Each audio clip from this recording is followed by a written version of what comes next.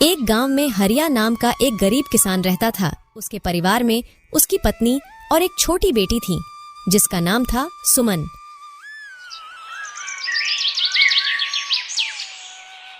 हरिया की अपनी कोई जमीन नहीं थी, इसलिए उनकी जमीन पर खेती करता और जो कुछ पैसे मिलते उससे अपने घर का गुजारा करता था।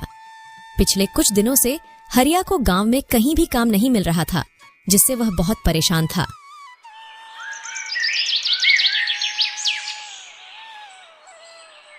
आज कुछ कमा के लाए हो या नहीं? घर में खाने के लिए और कुछ नहीं बचा है। बस थोड़े से दाल चावल बचे थे, उसकी मैंने खिचड़ी पका दी है। पिछले कई दिनों से गांव में कोई काम नहीं मिल रहा है। लोगों का कहना है कि अभी इस महीने उनके पास करवाने को कोई काम नहीं है। जब फसलों की कटाई शुरू होगी तब काम मिलेगा। अब मैं तो यह सोचकर परेशान हूँ कि इस महीने अगर कोई काम नहीं मिला तो सबके खाने पीने का जुगाड़ मैं कैसे करूँगा। आप चिंता मत करो, भगवान हमारी मदद जरूर करेंगे। पापा, इस बार गांव में जो मेला लगेगा उसमें आप मुझे गुड़िया दिलाओगे ना?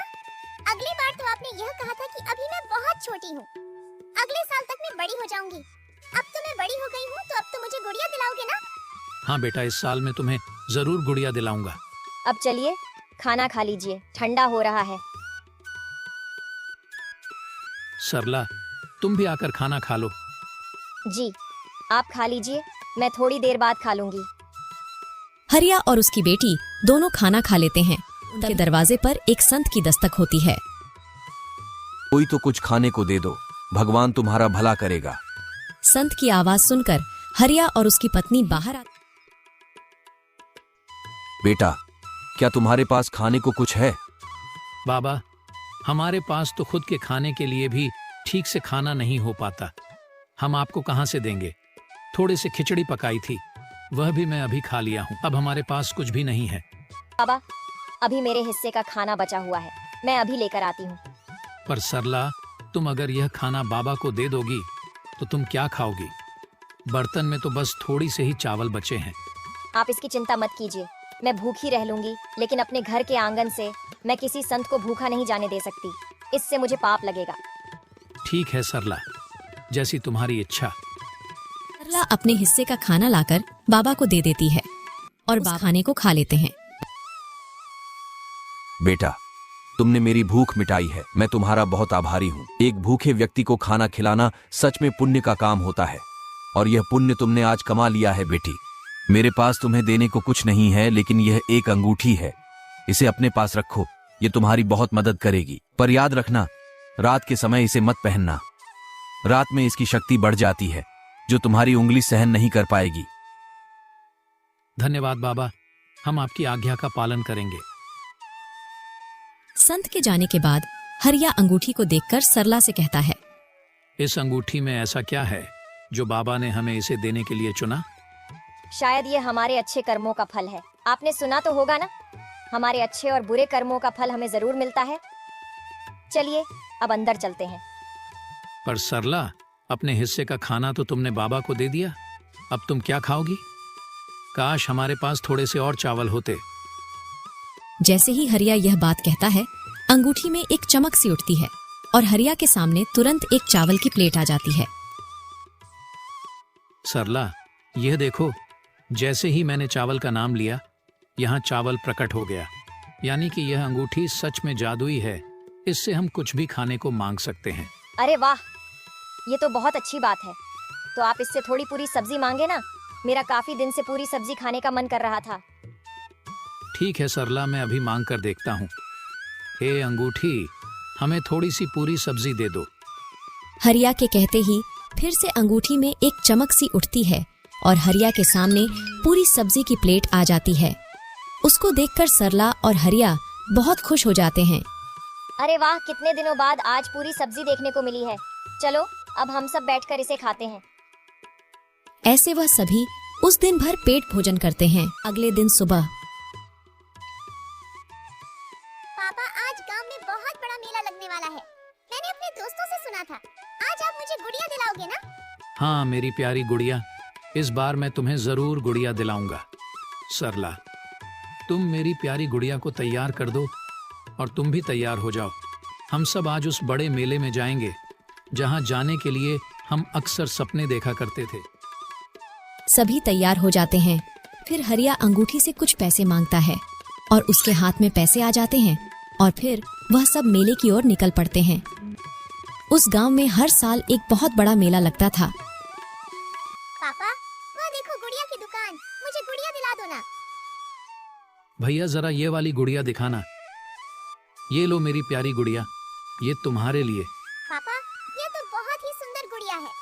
भैया कितना दाम है इस गुड़िया का? जी 50 रुपए। ये लो भैया इस गुड़िया के पैसे। सरला, तुम भी अपने लिए कुछ पसंद कर लो। वहां देखो कितनी सुंदर साड़ी की दुकान है। चलो वहां से तुम्हारे लिए साड़ियां भी पसंद करते हैं। रामचंद्र गांव का सबसे अमीर सेठ था और मोहन और प्यार उसके नौकर। जब मोहन और प्यारे ने हरिया को सामान खरीदते हुए देखा तो वे दोनों आश्चर्य में हो जाते हैं। मोहन, ये देख, ये तो वही हरिया है ना जो अक्सर अपने गरीबी पर पूरे गांव भर में रोता रहता है। ये देख कैसे सामान खरीद रहा है। आखिर इसके पास इतने सारे पैसे कहां से आए? हाँ प्यारे, यह तो वही गरीब किसान हरिया है। अभी 2 दिन पहले ही तो यह सेठ जी से काम मांगने आया था, पर सेठ जी ने इसे काम देने से मना कर दिया था। चल उसी से पूछ कर देखते हैं। और भाई हरिया, कैसी चल रही है खरीदारी? लगता है बहुत सामान खरीदा है आज। हरिया जादुई अंगूठी की बात को छुपाते हुए कहता है। नहीं भाई, बस वह थोड़ा बहुत घर के लिए सामान है, बस और कुछ नहीं। अच्छा हरिया भाई, तुम तो 2 दिन पहले तो सेठ जी से काम मांग में आए थे ना? लगता है तुम्हें कहीं पर काम मिल गया है। हाँ भैया, कहीं और काम मिल गया था तो बस उसी से बच्चों को मेला घुमाने ले आया। अच्छा हरिया भाई, तुम करो खरीदारी, हम परिवार मेला घूमने के बाद घर आ जाता है। आज उनके परिवार के चेहरे पर अलग ही चमकते, सभी बहुत खुश थे। पापा, आज तो मेरे पास बहुत सारे खिलौने हैं। अब मैं अपने दोस्तों को यह खिलौने दिखाऊंगी। मेरे पास भी बहुत सारे खिलौने हो गए हैं। हाँ बेटा, क्यों नहीं। अब से तुम्हें जो भी चीज चाहिए तुम अपने पापा से मांग लेना, वह तुम्हें मना नहीं करेंगे। इस तरह हरिया के दिन हंसी खुशी गुजर रहे थे। हरिया ने अंगूठी की मदद से अपने घर के हालातों को सुधार लिया और अंगूठी से कुछ पैसे मांगे। गांव में उसने एक कपड़े की दुकान खोली। दुकान खोलने के साथ ही हरिया की दुकान चल पड़ी। उसकी दुकान पर तरह तरह के कपड़े थे, एक से बढ़कर एक। ये सब हरिया ने उस अंगूठी की मदद से हासिल किए थे। नए नए डिजाइन के कपड़े होने की वजह से हरिया की दुकान पर अक्सर ही लोग की भीड़ रहा करती थी।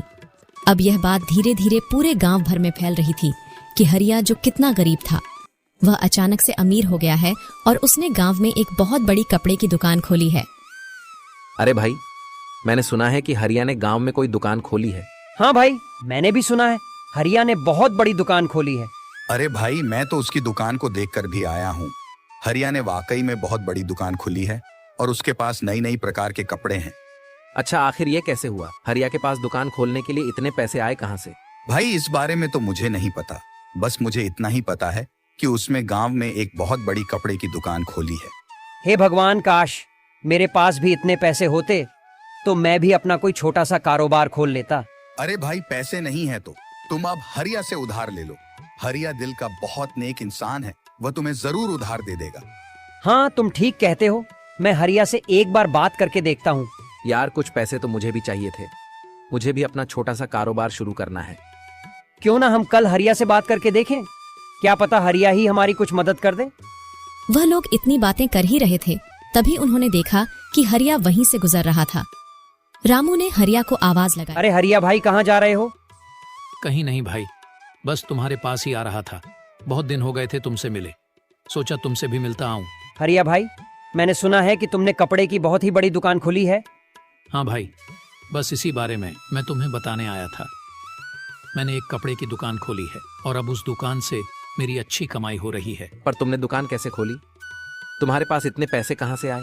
देखो भाई, ये बात मैं तुम्हें इसलिए बता रहा हूँ क्योंकि तुम मेरे दोस्त हो और मुझे तुम लोगों पर बहुत विश्वास है। कुछ दिन पहले मेरे घर पर एक साधु आए थे। हरिया उन सबको जादुई अंगूठी के बारे में सारी बात बता देता है। जादुई अंगूठी? सच में तुम्हारे पास जादुई अंगूठी है और तुमने उसी से वह दुकान खोली है? हाँ, मैंने उसी से वह दुकान खोली है और मैं यहाँ तुम्हारे पास इसलिए आया हूँ कि तुम भी अगर अपना कोई कारोबार शुरू करना चाहते हो तो बेझिझक आकर तुम मुझसे पैसे ले सकते हो। मैं तुम्हें कारोबार खोलने के लिए पैसे दूंगा। अरे हरिया भाई, ये बात कहकर तो तुमने हमारा दिल ही जीत लिया। ठीक है हरिया भाई, हम किसी को नहीं बताएंगे। इस तरह हरिया ने गांव वालों की मदद की और सभी को कारोबार खोलने के लिए पैसे दिए। अब यह बात धीरे धीरे गांव के अमीर सेठ रामचंद्र तक भी पहुंच जाती है। मोहन और प्यारे, ये मैं क्या सुन रहा हूँ? हमारे गांव में रहने वाले गरीब हरिया ने गांव में बहुत बड़ी कपड़े की दुकान खोल ली है। यह तो वही हरिया है ना जो कुछ दिन पहले मेरे पास काम मांगने आया था। तो फिर इसके पास अचानक से इतने सारे पैसे कहाँ से आए? हाँ सेठ जी, हम भी यही सोचकर हैरान हैं। थोड़े दिन पहले हमने उसे मेले में देखा था, बहुत सारे सामान खरीद रहा था, जैसे इसके पास अचानक से बहुत सारे पैसे आ गए हों। और अब सुनने में आ रहा है कि गांव में उसने एक नई दुकान खोली है। हाँ सेठ जी, मैंने तो देखा भी है। बहुत ही सुंदर दुकान है उसकी, एक से एक डिजाइन के कपड़े हैं उसकी दुकान में। मोहन, जरा पता तो कर, आखिर उस गरीब हरिया के पास इतने सारे पैसे कहाँ से आ रहे हैं? आखिर ऐसी कौन सी लॉटरी लगी है उसके हाथ में जो कुछ ही दिन में वह इतना माला माल हो गया है? रामचंद्र की कहे अनुसार उसके दोनों नौकर अब हरिया पर नजर रखने लगते हैं। हरिया कब जाता है, कब घर आता है, इन सब पर उन दोनों आदमियों की नजर थी। एक दिन जब हरिया रात के समय घर आता है, तब में दोनों आदमी चुपके से उसके घर के पास खड़े हो जाते हैं। वह देखते हैं कि रामू अपने हाथ में से अंगूठी निकाल रहा है और अपनी पत्नी से कह रहा है, सरला, अभी मैं इस अंगूठी को निकाल देता हूँ। काफी रात हो गई है, सुबह इसे पहन लूंगा। वैसे भी अब हमारे पास भगवान का दिया सब कुछ है। अब इस अंगूठी से हमें और कुछ नहीं चाहिए। मुझे लगता है अब इस अंगूठी को हमें संभाल कर रख देना चाहिए, क्योंकि अब मेरा कारोबार भी काफी अच्छा चल रहा है। तो अभी हमें इस अंगूठी की जरूरत नहीं है। मैं सोच रहा हूँ कि इस अंगूठी को मुझे किसी जरूरतमंद को दे देना चाहिए, जो मेरी ही तरह गरीब और ईमानदार हो, जो इस अंगूठी का सही इस्तेमाल करे। हाँ जी, आप बिल्कुल सही कह रहे हैं। यह अंगूठी हमें किसी ऐसे ही इंसान को देनी चाहिए। रामचंद्र के दोनों नौकर सारी बात रामचंद्र को बताते हैं। हाँ सेठ जी, उनके पास एक अंगूठी है। उसके बारे में वह लोग बातें कर रहे थे कि उस अंगूठी ने उनकी किस्मत बदल दी। अच्छा, तो ये बात है, लेकिन एक अंगूठी की वजह से ऐसा कैसे हो सकता है? क्या वह कोई जादुई अंगूठी है? क्या उस अंगूठी ने हरिया को पैसे दिए हैं? जाओ, इसका पता लगाओ। अगले दिन फिर वह दोनों आदमी चुपके से हरिया के घर आते हैं और हरिया और उसकी पत्नी की बातचीत को सुनते हैं। सुनिए, मुझे एक बहुत ही सुंदर गुलाबी रंग की साड़ी चाहिए। आप इस अंगूठी से मांग लीजिए ना। तुम्हारे पास इतनी सारी साड़ियां तो है, फिर तुम्हें गुलाबी रंग की साड़ी क्यों चाहिए?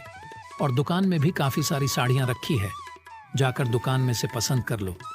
नहीं, मेरे पास एक भी गुलाबी रंग की साड़ी नहीं है और मुझे एक ऐसी साड़ी चाहिए जो अभी तक दुकान में भी नहीं है। आप इस अंगूठी से गुलाबी रंग की साड़ी मांग कर देखिए ना। हरिया अंगूठी से गुलाबी कलर की साड़ी मांगता है और गुलाबी कलर की साड़ी प्रकट हो जाती है। यह देखकर दोनों नौकर बहुत आश्चर्य में हो जाते हैं और यह बातें जाकर वह दोनों रामचंद्र सेठ को बताते हैं। अच्छा, तो उस हरिया ने अंगूठी के सामने साड़ी बोला और अंगूठी में साड़ी निकल आई। अब तो पक्का हो गया है, वह कोई जादुई अंगूठी है। तुमने कहा था कि रात के समय वह हरिया अंगूठी को अपने उंगली में से निकाल देता है। हाँ सेठ जी, वह अंगूठी को निकालकर अपने टेबल पर रख देता है। तो ठीक है, उस अंगूठी को हासिल करने का सबसे सही वक्त रात का है। मैं रात को ही उस हरिया के घर जाऊंगा। ऐसा सोचकर रामचंद्र रात के समय चुपके से हरिया के घर पहुंच जाता है। रात के समय वह अंगूठी का तेज बहुत ज्यादा था, वह अलग ही चमक रही थी।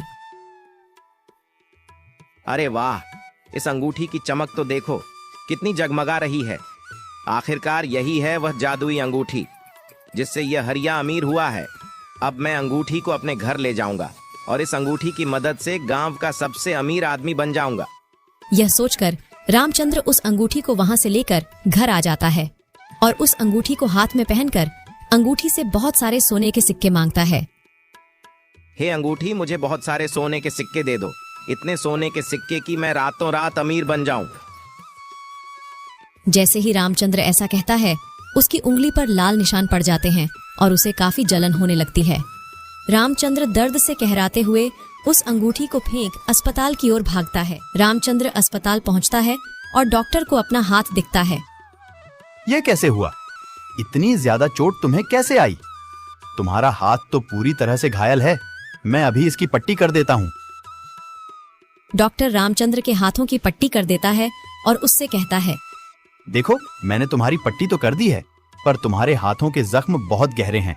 इसे ठीक होने में कम से कम 2 महीने का समय लग जाएगा और 2 महीने तक तुम्हें अपने हाथों का ध्यान रखना होगा। यह सुनकर रामचंद्र बहुत दुखी होता है। यह सब उस अंगूठी के वजह से हुआ है। न मैं उस अंगूठी को चुराता और ना ही मेरे हाथ का यह हाल होता। इतनी जलन हो रही है मेरे हाथ में, क्या बताऊं। अगर मैं ज्यादा पैसे का लालच ना करके उस लिया होता तो आज मेरे हाथों की ऐसी हालत नहीं होती। रामचंद्र उस अंगूठी को हरिया को वापस करने जाता है। यह लो हरिया अपनी अंगूठी। कुछ वक्त के लिए मेरे मन में इस अंगूठी के प्रति लालच आ गया था, पर इस अंगूठी ने मुझे अच्छा सबक सिखाया है। अब यह अपनी अंगूठी तुम अपने पास रखो, मुझे इसकी जरूरत नहीं। अब अंगूठी हरिया के पास वापस आ चुकी थी।